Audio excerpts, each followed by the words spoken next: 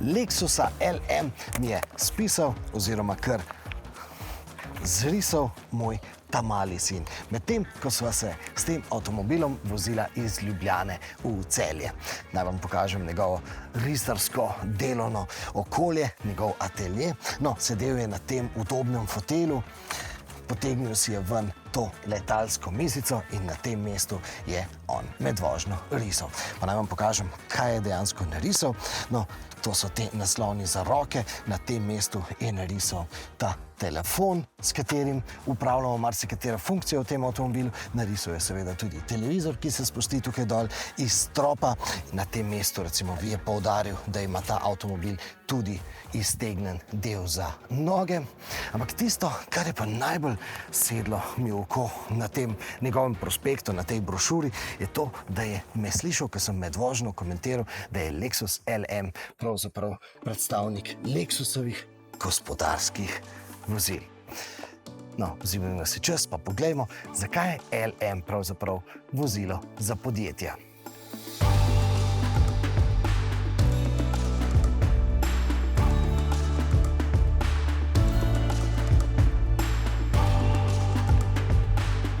Čeprav rečemo, da je to gospodarsko vozilo seveda nima nobene tiste veze s tistimi delavskimi kombiji, s tistimi kombiji, ki jih sicer uporabljamo za recimo transportiranje.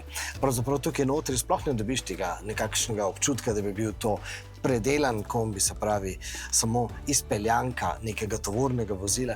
Tukaj gre za pravi avto, tudi za pravi Lexus. In to se seveda kaže v tem, da se ta avtomobil, čeprav se vozimo po ovinkih, nekako ne tako zelo kombijevsko gunca, tudi ne stresa se. To je torej enoprostorec. Ampak čeprav je enoprostorec, ga ne boste vzeli za družinske potrebe.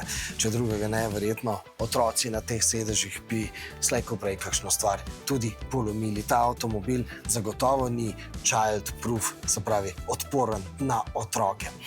Zato, ker to je avtomobil, ki ga boste kupili s službenim denarjem. Ne zato, ker bi bila to neka muha oziroma želja visokega menedžerja, ampak zato, ker se bo podjetju to izplačalo, ker je to finančno smotrno. Saj je logično.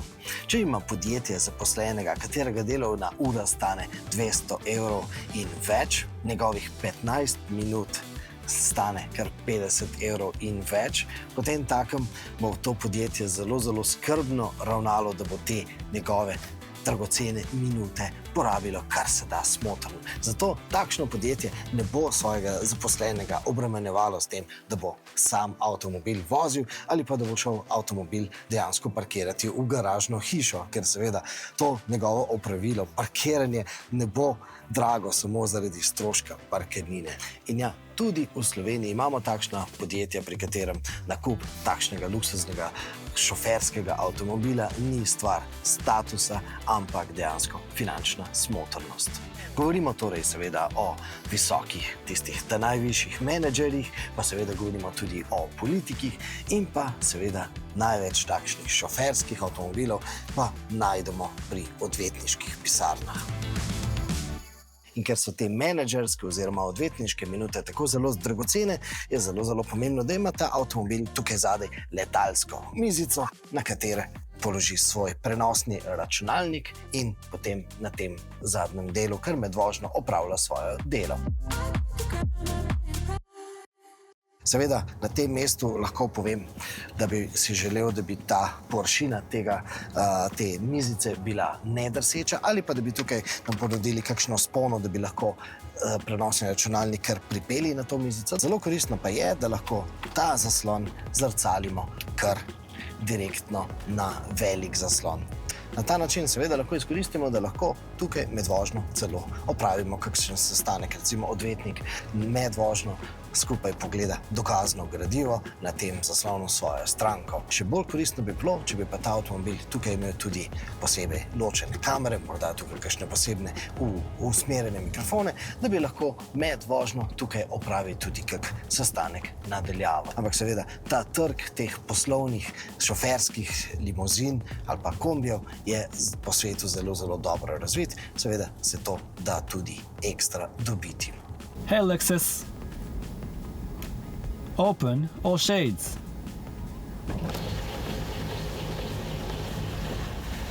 Kar se tiče samih sedežev, no, to pa je udobje. Imamo seveda gretje, pa hlajenje, pa masažo. No, recimo na tem mestu sem zdaj vklopil sistem Energize.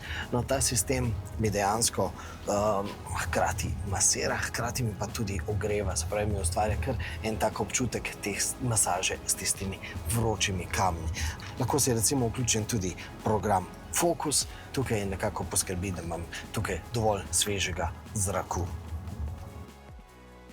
No, naj dodam, da je to 7-sedežni LM, seveda na razpolago tudi samo 4-sedežni, pri tem 4-sedežnem LM-u je celoten ta zadnji del kabine podrejen tema dvema foteljama, ampak roko na srce, tudi če ima tukaj dodatno klop za tajnice, tema dvema tukaj v srednji vrsti ni prav nič slabše. Tudi za tajnice je kar v redu poskrbljeno, tukaj zadaj je v bistvu dovolj prostora, nikakor, ampak res nikakor pa ne moramo reči, da je to klop za 3 potnike. Namreč tisti 7. sedež je pravzaprav ta sredinski sedež tukaj na sredini in za ta sedež pa res ne moramo reči, da ponuja kakršnokoli udobje. Sploh ne vem, kako so to uspeli shomologirati. Je pa dejstvo, da za 2 potnika tukaj zadaj pa res ni nobenega problema. Tukaj je pa kar veliko udobja. Glede na to, da je to šoferski avtomobil, pri katerem so najbolj pomembni tisti potniki na zadnjih sedežih, pa vseeno lahko rečem, da tudi šoferju tukaj spredaj ne bo tako zelo hudo. Vendarle je to pravi Lexus in glede na to, da ima ta avtomobil hibridni pogon, no to bo verjetno lahko podjetju omogočili tudi kakšen eko-marketing.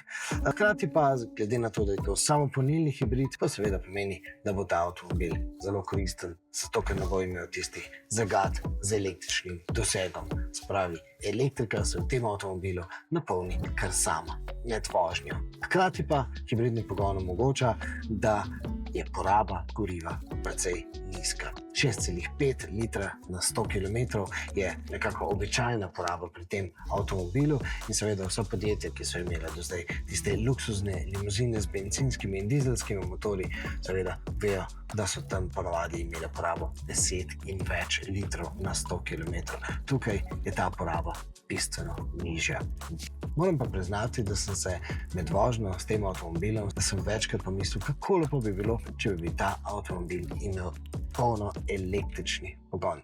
Namreč, ko se voziš tako na elektriko pri nizkih hitrosti, tukaj res dobiš tisti občutek, da si sredi nekega loungea, sredi neke lože, sredi mestne gneče. Karakterju tega avtomobila bi ta električni pogon res pasal. No in med vožnjo s tem avtomobilom so mi seveda v spomin prikradli tudi spomini na moj sprehod po Tokiu, po Japonski, po tisti poslovni četrti Ginza. In tam sem takšnih japonskih enoprostorskih avtomobilov videl na pretek. In ogromno med njimi je bilo tudi tistih, ki so bili prav tako luksuzno poslovni. In glede na to, da v Evropi nam manjka takšnih enoprostorskih avtomobilov, sem večkrat Toyotine predstavnike sprašal, zakaj pa oni ne pripeljejo teh japonskih enoprostorcev tudi v Evropo. No, zdaj so enega takšnih dejansko pripeljali. Vsekakor pa upamo, da se ne bodo ustavili samo pri teh poslovnih predstavnikih, ampak bodo pripeljali tudi kakšnega takšnega bolj družinskega enoprostorca sem v Evropo.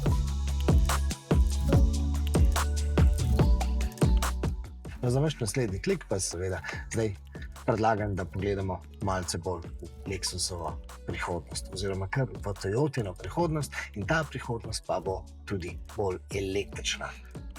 Lexus namreč pri Toyoti, v celotni Toyotini skupini, skrbi za razvoj električnih pogonov. No in kakšna bo Toyotina električna prihodnost? No, izveste v vašem naslednjem kliku.